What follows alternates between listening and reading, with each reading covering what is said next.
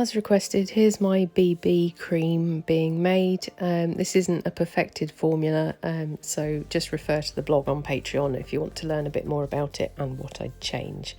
I'll go a bit more into what a BB cream is later, but for now let's start making it. And the first thing I'm doing is adding my sodium phytate into a little beaker of water. And this is a chelating agent. It basically helps to stabilise the formula and aid the preservative efficacy. It's often used in colour cosmetics to prevent oxidisation, and it can prevent fragrance and colour degradation. It essentially deactivates trace metal ions in the formulation.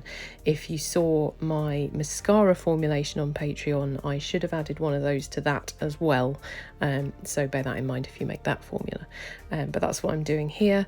It does dissolve fairly readily, but you do need to agitate it quite a bit, like you see I'm doing here. So just do that until you see all of it has dissolved in the water, and then we can put that aside. In another beaker, we need to create a slurry because we need to integrate our Soligum with our humectants. And for the humectants, I'm using propanediol 1,3, which is a humectant that draws moisture to the skin and locks it in. And it's also said that it can improve the efficacy of the other ingredients by increasing their absorption rate. I don't know how accurate that is, but that's what I've read about it on supplier and manufacturer websites. Then glycerin is another humectant I'm using. It's slightly thicker than propanediol, which is why I'm using two. They both have similar but slightly different properties.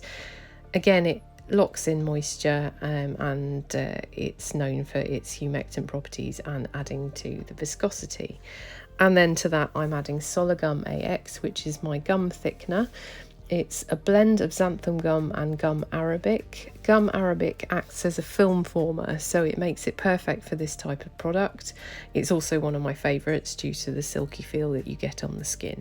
So I'm adding that to the humectants, mixing it around to create a slurry, and then that just helps it disperse and hydrate a little bit before you add the water so that you don't get clumping. Although I will say Soligum does disperse fairly readily in water, so clumping isn't too much of an issue anyway. So when you've done that, pour in your water and then mix it all together to form sort of a viscous gel type consistency. Weigh it including the beaker weight and then put aside, and then we're going to work on our oil phase. The first ingredient of which is an emulsifier, and for that I'm using Montanov 202. This is an emulsifier that creates a lightweight lotion type cream that can be thickened when you combine it with something like cetyl alcohol. I wanted to use this as it's nice and light and it also has a beautiful skin feel. Next we're going to add the cetyl alcohol because we do want this to be a little bit thicker, and cetyl alcohol is a fatty alcohol thickener and it's used, surprise surprise, to thicken and to moisturise, and it also enhances the texture of the final product.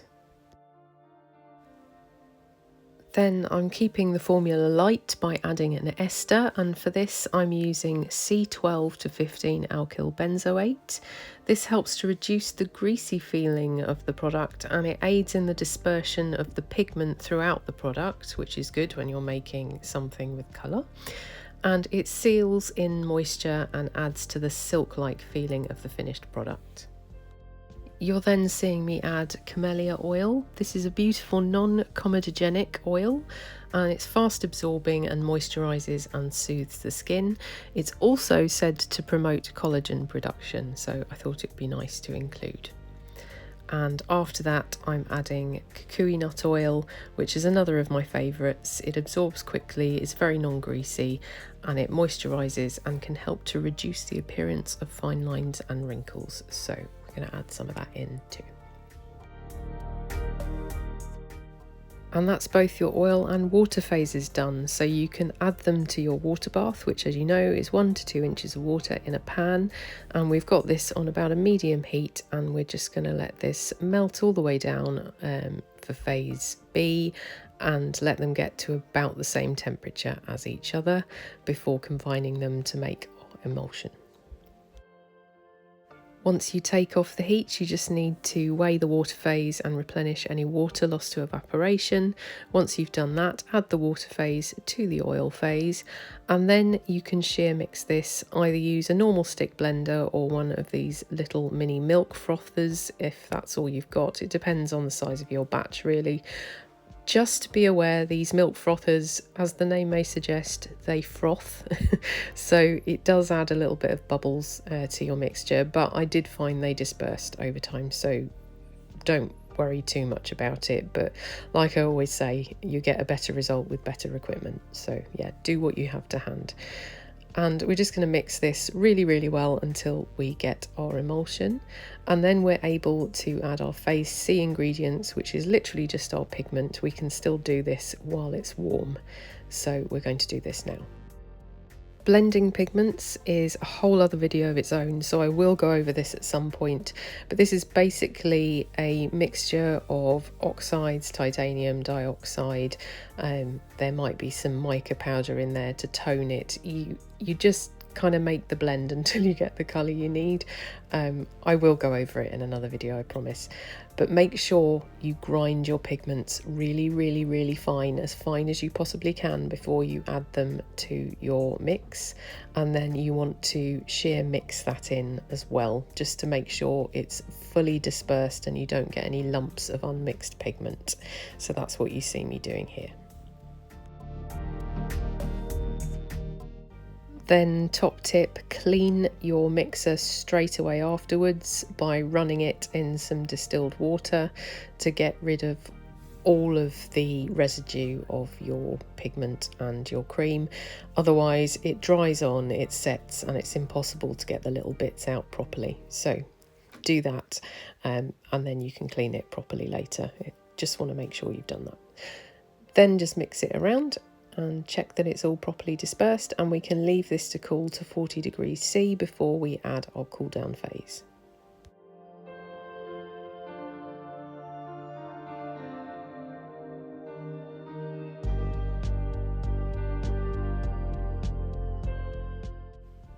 Okay, we're cool enough now, so we're going to add the first of our cool down phase ingredients, and the first ingredient I'm adding is hyaluronic acid stock.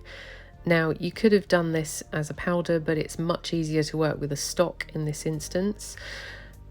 Hyaluronic acid is a powerful humectant that helps to reduce the appearance of fine lines and wrinkles.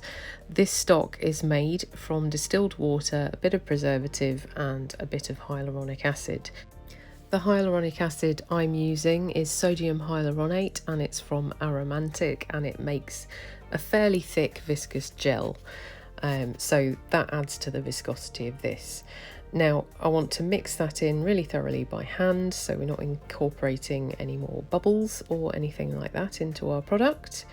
And once that's mixed in, we can get on with the rest of our cool down ingredients, which include D-panthenol. This is a water-soluble, heat-sensitive ingredient that soothes and moisturizes and helps to retain the elasticity of the skin. It's also known as provitamin B5. And then after that, I am going to add some dimethicone. Now, dimethicone is a silicone that forms a protective barrier on the skin, and it helps to fill in fine lines and smooth the skin, which is why it's good for a BB cream. Then we need to add a preservative because this is a water-based product, so I'm using phenoxyethanol EHG, otherwise known as preservative 12, which is a broad spectrum preservative which is often used in colour cosmetics. I'm then adding some seaweed extract, which is an extract that helps to promote skin elasticity and reduce visible signs of sun damage and aging, so I thought that would be a nice addition. And after that, I am going to add some fragrance. You can use any fragrance you want, but keep the level really, really low because it is on your face.